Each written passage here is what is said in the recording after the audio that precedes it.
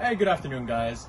I'm here today with GreenER. We're just going to be going over how we're going to winterize our irrigation system for this next season. Okay, so the first step that we're going to be doing is we're going to be coming up to our backflow.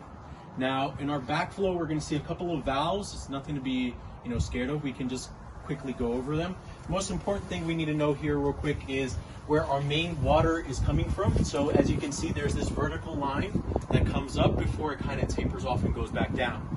Now this is where our water is coming through. We're going to be able to locate this valve right here. Now sometimes this valve can be either above ground or it can be found below ground in either some kind of green cover covering it up. Either way, just locate it if you can. If you are unable to locate this valve, there is an additional valve right above that's located right below wherever you see this backflow at. Now you can either turn that one off or the main one down at the bottom. Either one is perfectly fine. Now we're going to turn this one off real quick. We're just going to give it a quarter turn.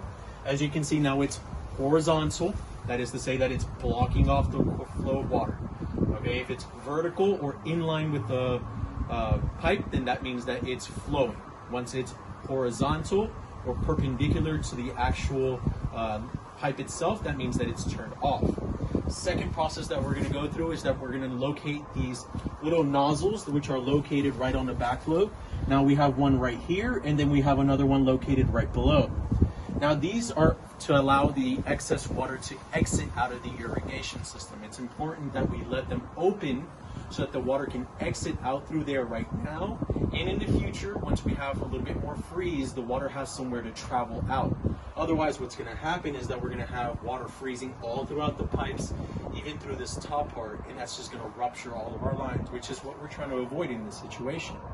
So, excuse me real quick. Now I have my handy dandy here little screwdriver. You need a flathead screwdriver for this. Now if my cameraman will pull forward a little bit, you'll notice right over here that we have these little indents wherever we can put in a flathead screwdriver. The only thing we need to do is put in a screwdriver in there, turn them. Once again, these are currently vertical. That is to say they're perpendicular to the way that the valve is going because they're closed off. We don't want water exiting when we're trying to use the system, but once we want to turn it off, then we're going to turn it so that it is in line with the actual valve itself, and therefore it is open. So we'll be turning this one, and additionally we'll be turning the other one. Now this system has one on this side, has one on this side. Sometimes you'll find one above the other. However your system currently is configured, you just need to make sure that you turn both of them in the on position in order to allow water to exit through the system. Now, sometimes, because of the weird weather that we have here in Houston, we'll have situations where we'll be in the middle of December and then suddenly we'll have heat blasts.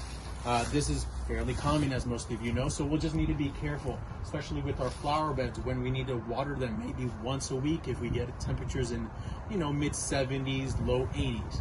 Once we get up to that high, we need to start watering our flower beds at least once a week in order to make sure that they're protected.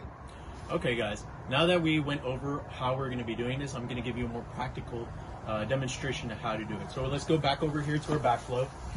Now, put it back on the on position. So once again, first thing we're going to be doing is we're going to be turning this valve off. We're going to be turning it perpendicular to what our current line is at. After that, then we're going to locate once again where these valves are at. We have one here and one here, so we're just going to give them a quick turn. You need to be careful because once you turn these off, you're going to be seeing a little bit of water squirt out, a little bit right there, and then we're going to turn this one over here off. There we go. We're just going to leave those in that position. This is just letting all the water drain out of the system, and it's going to allow any water that starts freezing exit point so it doesn't rupture our lines. All right, guys, thank you so much, and you have a good day.